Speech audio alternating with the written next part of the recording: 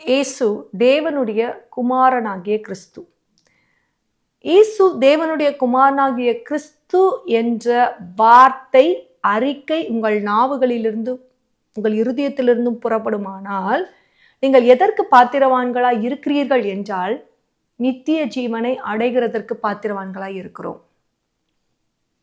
அப்படி நித்திய ஜீவனை அடைகிறவர்களாய் நீங்கள் மாறும் பொழுது நீங்கள் நித்தியத்துக்கு உடன் பங்காளிகளாய் மாறிவிடுகிறீர்கள். நித்தியத்திலே யாரு இருக்கா?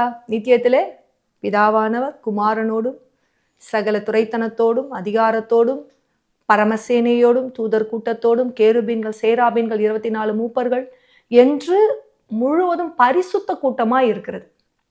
இப்படிப்பட்ட பரிசுத்த கூட்டத்துக்கு நாம் பங்காளிகளாக வேண்டும் என்றால் நமக்கு தேவன் நிர்ணயித்திருக்க ஒரே வார்த்தை இதுதான். இயேசு யார்? இயேசு தேவனுடைய குமாரனாகிய கிறிஸ்து.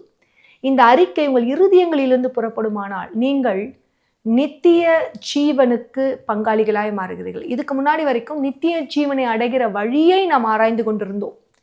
எப்படி அந்த வழியை நம்ம பெற்றுக்கொள்வது, எப்படி அந்த காரியங்களை நாம் பெற்றுக்கொள்வது, எப்படி அது பூமியோடு இணைக்கப்படுவது என்று. ஆனால் தேவன் இந்த நாளிலே அந்த ரகசியத்தை உடைத்து இந்த வார்த்தையை, இந்த வசனத்தை எல்லாமே நாமம் என்றாலே நமக்கு அது ஒரு கீவேர்டு தான்.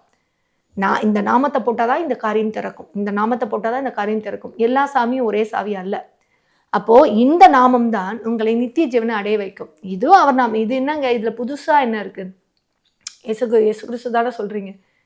இயேசு யார்னா தேவனுடைய குமாரனாகிய கிறிஸ்து என்ற அறிக்கை மிகவும் முக்கியம். ஏன்னா அவர் தேவகுமாரன்றது என்ன அடையாளம் தெரியுமா? அவர் சகல அதிகாரத்துக்கும் பாத்திரவான் என்ற அடையாளம். அவர் வரும்பொழுது அவர் ராஜாவாய், அவர் அதிபதியாய், அவர் பிரபுவாய் அவர் வந்து தன் ஜனங்களை மீட்டுக் கொள்வதற்கான அத்தனை அதிகாரத்தையும் தேவகுமாரன் என்ற நாமத்தினாலே உண்டாயிருக்கிறது. அதனாலதான் இந்த நாமத்தை நாம் உய்த்து ஆராய்ந்து இதை அறிக்கை செய்து இருதயத்திலே விசுவாசிப்போமானால் நித்திய ஜீவனை நீங்கள் பெற்றுக்கொள்வீர்களாக. ஆமேன். கர்த்தர் தாமே உங்களை ஆசீர்வதிப்பாராக. Praise God.